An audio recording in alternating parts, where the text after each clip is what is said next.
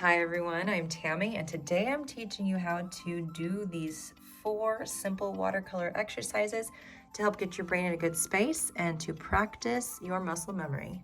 Hi guys, today I'm painting with a number 6 round brush and let's just get into our practice strokes. So first we're going to do some leaf shapes.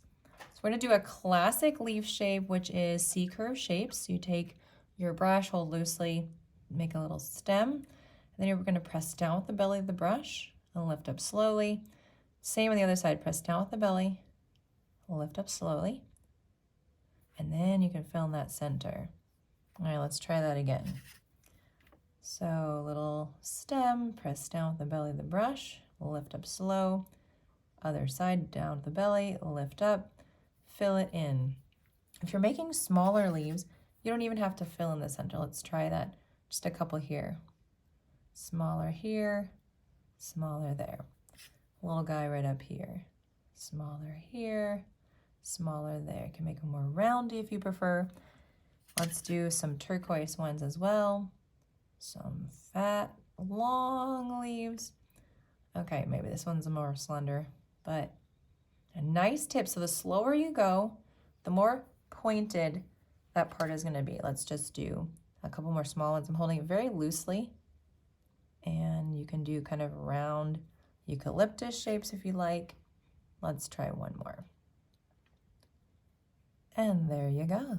Okay, so for our next practice strokes, we're just gonna do floral shapes. So I'm gonna grab this red that's already on my palette. We're gonna do 5 petals here. 1, 2, 3, 4, and 5.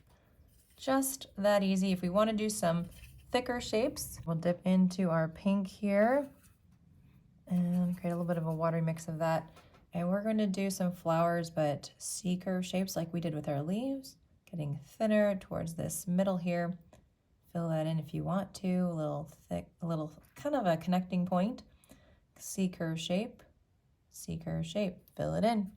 A little more paint, C-curve shape, C-curve shape. And you know, you'll see these practice strokes are going to help you to get to a better place, feeling more confident. Your muscle memory will be there. If right now you find that, you know, maybe your hand feels like it's a little shaky or not sure, you can take some paint off here. Just take a clean, damp brush and lift some paint. If you're feeling like your hand just is a little bit shaky on this, don't worry. This all comes with time and practice. So let's try a few more of those as well.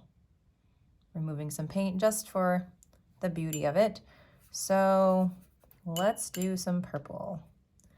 So we're gonna do a little bit of a thicker petal here, like that. And let's just add it all the way up there. So it's a bit longer than the other ones previously. Let's try another one over here. Remember that C-curve shape, C-curve shape, and then fill it in. Now let's rinse our brush off and squeegee it, and we're gonna do a little bit thinner of a petal right next to all these guys. All right, they're pretty round. If you wanted to, you could make the ends a little bit wonky, a little bit jagged. But the point is that we are practicing these C-curve shapes over and over again to help you feel comfortable with that process. And sometimes with this, I like to add just a little bit of flair within those flowers, just a little bit of marks here for fluffiness, all the things. And then again, I can remove some paint if I want. It's called lifting, or I can take some paint and poke it into our flower and create this wet on wet technique here where you're gonna have nice soft blending because everything is still wet. So let's practice that just a little bit more. Lovely blue color here. Let's just do some tiny guys and some little blobs on our paper. So easy, using the brush here just to create these marks. We're not really doing much work, not even doing our C-curve shapes, but just allowing that shape to be what the petals become. Isn't that like the easiest flower you've ever seen? So as you're doing this right now, feel free to like this video if you're enjoying what we're doing. I'm going to take some yellow through their centers. If you're appreciating this, definitely leave a comment and let me know what is your favorite technique so far, or if you have any ideas for future videos you'd like me to do. And make sure to subscribe and hit the notification bell so you don't miss out when I do these tutorials in the future. All right, we're adding in, let's just do some stems. So it's just some straight lines. Because, and this guy, I'm just going to do another leaf on him. I'm just gonna do another leaf is what I'm trying to say based on the leaves we did up here. So sometimes I'm not great with words, and that's just how it is. All right, and then these guys, just some thin stems. This is a very pointed round brush, has a lovely point, so I can do thin and thick marks. We're gonna play around with marks next, and I'm gonna show you two different things that you can do. These are simple lines. So one thing I like to do is do some curvy lines here just for practice. So this is to help you get the feeling of, you know, doing these over and over, where your brain's like, okay, I know the drill. I know how to do these marks here. There's a loud car in the background. Your brain is going to get used to doing this motion, but it might feel kind of weird at first or a little foreign. So what's the purpose of all of this? Well, one is for us to get that muscle memory going so that we can put marks on paper and not find that it stresses us out.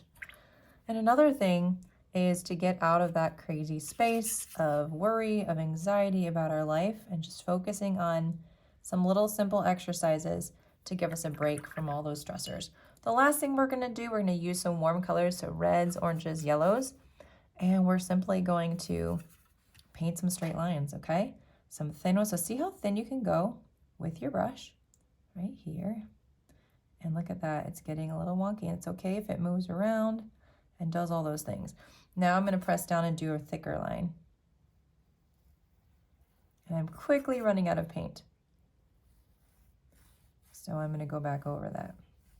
Okay, and I'm gonna do an orange thin line here, as thin as I can make it.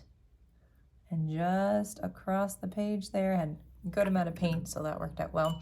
Then I'm gonna take my yellow and I'm going to do a thicker line here right as at the bottom as our final mark. Well, that's it for this exercise. I'm gonna do a few little lines on these leaves, just as I'm telling you real quick about my Patreon account. If you guys are interested in a place for bonus content and want to take your watercolor journey one step further, I'm on Patreon, where I have exclusive bonus content for my subscribers for as low as $2.50 a month. It's a great way to support me, but also to receive exclusive tutorials, live stream access, art prints are even an option, digital art prints or digital art files as well, depending on the tier that you choose. So click on the link in the bio to find out more.